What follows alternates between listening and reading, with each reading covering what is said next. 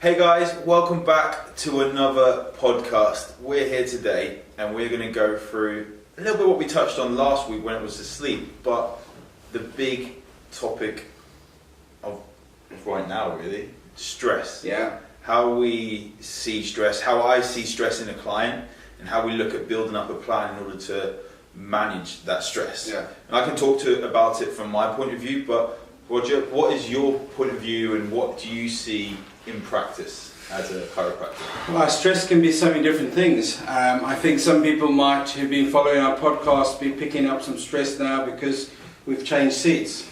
You weren't meant to mention that. No, you've got it. Because it changed for many people as stress. But there's so many levels. There's, if it's relationship, it's financial. It can be the stress of personal stress, of someone's expectations on themselves. The stress of trying to be healthier can suddenly become counterproductive. So I think the word stress is bounced around for so many things where there's change or something is unpredictable, it's a control thing. I think it's so many different things for different people. The key with stress, I don't think is, there's also stress that gets us out of bed. Stress can be beneficial. Yep. It makes us achieve things. I think stress is bounced around too bigger topic where someone says, "Oh, I'm so stressed. I've had a busy day," and that. So I try and break down stress as okay. Stress it can be a positive stress, so we can enhance it, we can use it, or stress is counterproductive. And when stress becomes counterproductive, I like to switch it around and say, right now we're talking about adaptive techniques. How do we cope with the stress? How do we get the stress to be more manageable? And then how do we try and actually turn it around so that we can use it to our benefit? So I don't try and get hooked too much onto the actual stress or that someone's stressed, but I think it can be to such a degree that it becomes clinical or pathological. That's not generally what I deal with. I'm dealing with life, everyday life things which are helping people with coping mechanisms and the nervous system to function. Yeah, and everyone is going to respond to stress differently. As you say, we do need stress in our lives, and people talk about cortisol, the stress hormone, building up, and it's a bad thing. We do need cortisol in order to be able to let our bodies thrive. When it gets to extreme levels, we do need stress to allow our bodies to thrive. But it's when it gets to extreme for long periods of time. Now, it's when stress becomes counterproductive. Yeah. Then that's where we're talking about, from a clinical perspective, most people are looking for help or guidance to help manage stress. The concept of that, that ideal of if I just had no stress in my life, then I would be happier. That's not gonna happen, because you can actually end up having a life with no purpose, having no stress, nothing, everything done for you, and now that becomes stressful. Yeah, and a lot of us can build up stress without getting a perspective on it. And once we realise there's a perspective on the stress we're managing and the stress we're under, it becomes less stressful. Yeah. Which is actually pretty powerful when we see that. And stress for one person is not going to be stress for another. Some person says, I'll be happy when I get £1 million. That millionaire is stressed because he's got £1 million and he's not happy. It's what you think is going to make you happy isn't always the case. Well, and if you look like a top sportsman, the top sportsmen usually perform best on the big stage under the biggest stress. Now they have a way of harnessing that, or they thrive for it, they get a buzz out of it. But you can practice a putt on a golf course, golf hole this long, as long as you can. But if that's for $1 million, that's a different stress. Yeah. But the top people, the top sportsmen, they want to be put into that position. They train for it. They welcome that opportunity. They welcome that stress. Whereas for other people, they would back away from it. And that's what interests me of that. How do some people cope with stress, and it becomes a positive thing? They're actually looking for that opportunity to find themselves in that stressful position, whereas other people find standing up in front. You and I are quite comfortable standing up and doing public speaking, but that's not necessarily in every person's comfort zone, and it certainly in the past wasn't mine. It's one of the most feared things when you ask a group of people, is public speaking. Now, with myself being highly introvert, the Friday after I spoke on stage for 2 hours, I was completely shocked. I was really tired, but I knew that was going to happen. Yeah. In the past, when I've done public speaking and wasn't aware that I was going to be tired, I booked things in. But I had one client meeting and I knew that I wasn't going to feel stressed at all on that stage, because that is a comfort zone now. Yeah, yeah. It wasn't in the past, but it is now. Talking like we're talking now. Yeah, you're covering the topic that you're comfortable with. I'm covering the topic, I'm passionate about it. Even when, as we said, the systems went down, which people can see on my Facebook page, that we go to start the second talk. Ironically, it's the whole hour on stress management and what is stress, and the system goes down. But because I knew that topic is from my heart, that it's up here, I could just talk about it. Yeah. Now, I knew that it wouldn't seem stressful there, but it obviously was on my body. And the next day, well, I know I'll be tired, so I'll have a day just to love myself, to chill. And I think that's a big one, isn't it? Is that we have this perception that we should be able to cope with stress. Mm-hmm. You know, it's a weakness if we don't cope. Here's an interesting thought. The person who is put under a stressful situation and therefore is so-called breaks down or becomes emotional or reacts to the environment, is seen as in some people say, oh, they overreacted or they. But if you put it the other way, is that a stress is the same as putting your hand on a hot plate. Mm-hmm. And we know that the longer that hand goes on the hot plate, the more you're going to burn your hand. The person who reacts the quickest by picking up that stress and reacting to it by taking the hand off, in that situation, is actually better. Yeah. The person who says, "Well, I can tolerate stress fine. Look how good I am. I'm not going to be weak. I must be stronger. I've been thought to believe that you've got to be strong. I can fight this. I can push through." They're just going to burn themselves more and more. So we have this real strange modern day concept of stress and how we cope with it. And a lot of men particularly is that, you just stiff upper lip, I've got to push through it. I'll work harder, or I kind of almost going to beat through the wall. And when stress becomes so high that it starts affecting your health and how you function, you're not going to beat it. Your body will shut down. You will burn your hand. I think it's actually, to touch on that, not to go too in depth with it, because it isn't about political or anything like that, but when it comes to being a guy now in the 21st century, it's harder than it was before. Now, it's not to say that I love the thought of equal rights. I love that women are getting more and more equal rights, and I believe in that. However, men are being told what they can and can't be, and it's getting more and more public, and I think it's actually getting more stressful for guys. Yeah. And the idea of what is the masculinity is and it makes us see how women have been treated for a while, and it makes me want even more equal rights. But it's kind of, a lot of stress gets pushed on because of that. And on that note, what do you see as the top 3 stresses in the society? Not saying you're eating this or in general. In general, that cause stress. I would say top 3. One of them maybe is number 1, but it's not spoken of. Number 1 is the perception of self-worth, the perception of, am I good enough? Am I doing a job? And being self-critical, I think is a huge stress. But I don't think people really understand that until you spend time with them and speak to them. I don't think it's something. The classics people would go for quickly would be relationships, and would be finances and career and juggling modern day life. The whole family or work or making everything right. I think there's the pressure that we've got to get it all done properly. Mm-hmm. That we are enough. So modern day life, I don't know how you put that down into either it's a one or that's a couple of layers to it. What about you? I think the biggest one for me is social media. Yeah. My whole business is built around social media, and I spent a lot of time judging myself on what other people were doing on social media. My successes were what I saw other people doing, and I would weigh myself up against them. Yeah, so that it works into that whole comparison, isn't it? That whether it's at work, whether it's in socially, whether we are always comparing ourselves either to our peers or to what is perceived as success, and I think that creates. I think that's what I mean by modern day stress. The mom says, "Am I being a mom?" A dad says, "Am I providing enough for my children?"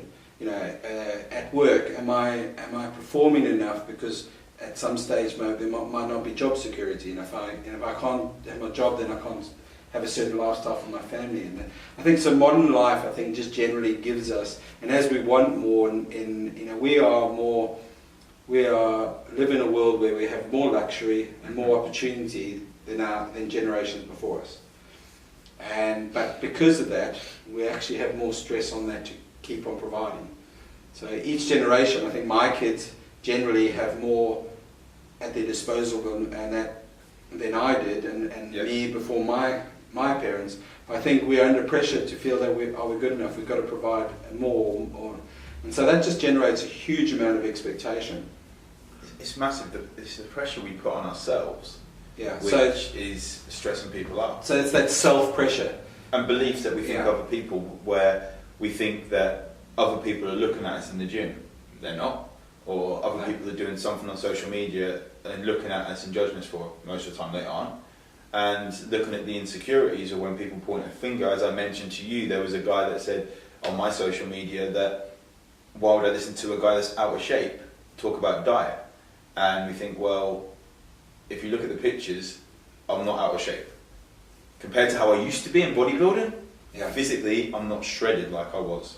However, compared to the average person, no, I'm not. And it would have triggered me a lot more a couple of years ago than it did then. I don't follow it, but I watched a snippet, I think it was in passing, on either it might have been on social media or on a snippet from, is it the Celebrity Get Me Out of Here, which has recently gone by, and they had the larger lady off the quiz show Chase. Is it Chase? Oh, no idea. Okay. I don't watch either of them, but I used to. So by her own admission, she was carrying more weight than ideal, and generally, certainly by the BMI. But her point was that everyone would judge and say that she was therefore unhealthy, but she's had all the tests, that she regularly checks her blood pressure. She, by openly, admits that she doesn't exercise as much as she feels she should or would like to, but hey, that's what it is. She carries more weight. But when you looked at her and she went through every element, she's on no medication, all her stats and everything from a medical perspective are really good at the moment, and that's all you can judge by. So health-wise, she's pretty healthy. But if you only look at one aspect of her life, which was for her the weight she carries, she was perceived as therefore being unhealthy, and there was this whole critique, and that's the challenge. As soon as we are very vulnerable and feel very much under stress for being judged. Now, there's some people like the celebrities who make a living out of that, but in many ways they've got to either have a thick skin or they've got to have some other benefit to counteract that pressures, and many of them don't hold up to that. Because I think all of us carry that element of that self-critique, that if it's fed into, and social media can be right, and I'm so glad that I haven't grown up as a teenager as my kids are with social media, because it can be cruel. It can be really, really tough. When you flip that on its head, when you come to, there's this definition, overweight woman, that is on there. What about that person who isn't overweight, but they've stressed themselves out by the amount of pressure they've put on themselves, the amount of hustle, we'll say, they put into their job, to the point where they happen to have a pill which is prescribed to go to sleep, a pill which is prescribed to focus, blood pressure tablets, high cholesterol tablets, all these different things, and their thyroid is having issues, so they're on thyroid medication. They're taking 5, 6, 7 different pills, but they look in shape. They look healthy. But people say they're healthy and this person isn't healthy, and you can see from those stats that that person, by definition, is healthy now, apart from when we look at BMI. This person is healthy by BMI, but is not healthy when you look at their medical record. It says something about the human psyche, that we feel comfortable to have attack or say something to someone else. And it's almost like a technique of deflecting from me. So I'll raise something and judge you. We do that. We point our insecurities out on other people. Yeah, I've been massive on that in the past, as I said. And this is not really going into the depth of how do we fix stress, but I think it's good we get our views of what stress actually is. And something which we've got in social media, as we've said before, is there's a log of things we've done. There's a log of things which can be good, which can be bad. Now, if I look back 5, 6, 7, 8, whatever, however many years ago, there's probably something I've said which I don't agree with now. Yeah. But I'm not going to go back and cross that off the list. So how do we counteract that? How do we reduce that level of stress? How do we reduce that level of stress from us? Because it's got to come from self. At the end of the day, we don't have control. I think with stress management, the number one thing is, what is the stress? Analyze it, and then understand what can I control here, what can't. You can't control what someone else is going to put on a Facebook. You can't control what someone's going to sit over a table and say, or do you smoke? Why that thing? Or do you obviously eat too much? You can't judge what someone else is going to judge or say, but you can try and improve how you judge yourself, or you can ideally work on yourself so that saying, hey, that's only someone's opinion. Almost deflect that arrow. You flung it, almost see it. So like you've thrown shot an arrow at me.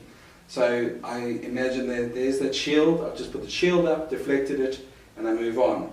I think one of the problems with deflecting an arrow which has been shot at you is that we'll happily take the compliments that are good, but we don't want to take the compliments that are bad, or the comments that are bad. Yeah. That if we are going to emotionally react to someone that is negative to us, why do we then emotionally react to someone which is positive to us? But some people who don't. You pay them a compliment, they don't acknowledge it. Now, because they don't see themselves.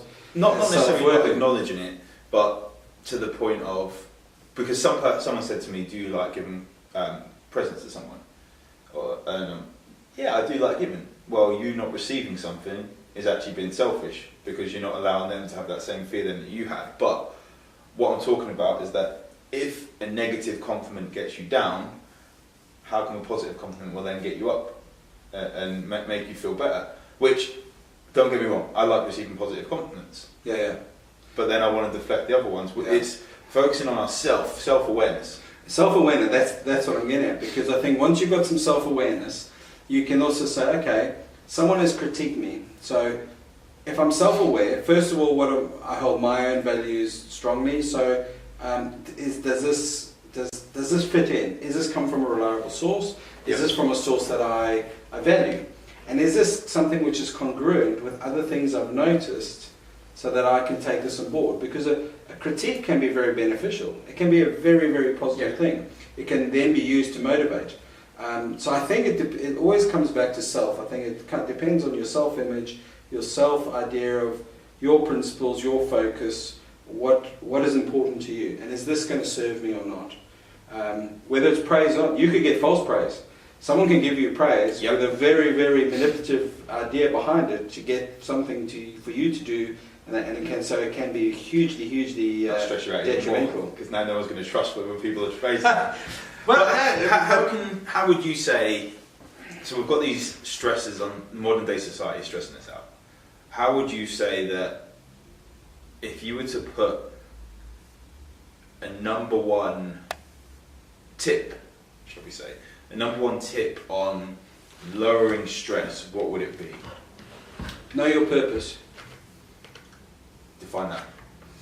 What's your purpose in life? What are you working towards? So if someone critiques you, or there's a stress, is this something that I need to learn from or work with or so? So if you have your purpose, you know who you are, you know where your direction is, you know what you're working towards, you've set your target.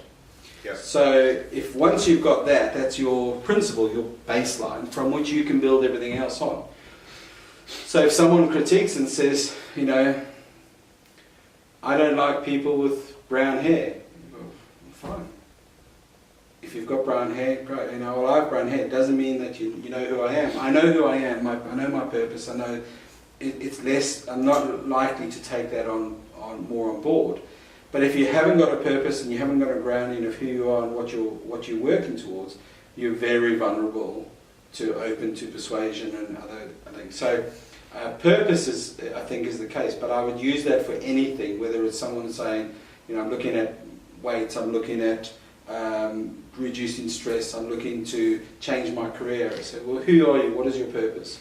And then build up from there. So that's only really the baseline, and then you would build up. So because of that, you'd say, well, my career is really important, but it creates a huge amount of stress. Then I would then break it down and say, okay, how can we come? So maybe they'll work long hours. Can you change your hours? Can you work more efficiently? And then what do you use to counteract that? We're not going to get away from stress. So for some people it will be some exercise. So we would always go from a chiropractor perspective of physical, emotional and chemical. Yep. If there's an imbalance, you're either toxic in one, toxic as in too much exercise, or you're deficient, not enough exercise. Too much stress or not enough purpose, or not enough counter stress. So, okay, you come home from stress, how do you deal with it? Or I have a glass of wine, or I eat, or I drink. Okay, that's not really, is that serving you against your purpose? No. Okay, so what would be, well, so we've got a dog, let's go for a walk. So it's a case of finding what my purpose is, and then what going back to physical, emotional and chemical, how am I running things at the moment to either amplify and create more stress, or to dumb down that stress? What charges you and refuels you, or what amplifies and actually creates more stress? Because a lot of people's stress coping mechanisms are actually creating more stress. Alcohol. Yeah, we spoke last week about sleep and sleep disruptions, and that just throws people off. And so actually what it creates is poorer performance and more stress. That makes sense. I'm going to go completely, not down another route with that, but if you've ever seen the program Suits, there's a guy, absolutely love this guy, Harvey Specter. I've got quotes everywhere and follow these books, and I don't dress like him, but it'd be great if I did, but I love Jordan stuff too much. However, he has this quote that says, have you ever loved someone so much you would do anything for them? Yes. Good. Well, make that person yourself and do whatever the hell you want. Once we can learn to start loving ourselves without feeling guilty, without feeling like it's the wrong thing to do, when we can start putting ourselves first, that would be my biggest tip. Learn to love yourself in order to lower stress, which comes in so many different forms. As you said, that people deal with stress by going down the pub and having a few drinks. Cool, if that's your thing, just be aware of what you're drinking during the week as well, and is there an underlying cause of if you don't go down the pub and have alcohol, could you go down and have Diet Coke? Could you have are you going down to socialise, or are you going down there to sedate yourself, essentially? And it's being able to love yourself. What are you doing? And journaling to the point where you have gratitude diaries, gratitude journals, but thinking things you're grateful of. But what I do in mine when I write down, I put one thing I did that I knew I was putting myself first and loving myself first. It might even be that I'd done a meditation that morning. It might be that I went for a walk without the dogs. I just went for a 10-minute walk around the block. It might have been that I said the Friday, I scheduled time to just play on the PlayStation for a couple of hours, which people think is unproductive. It was actually a lot more productive because the Saturday I was ready to go again. But it's again, like something like that, it's also dependent in how that fits in with the whole picture. Yeah, exactly. And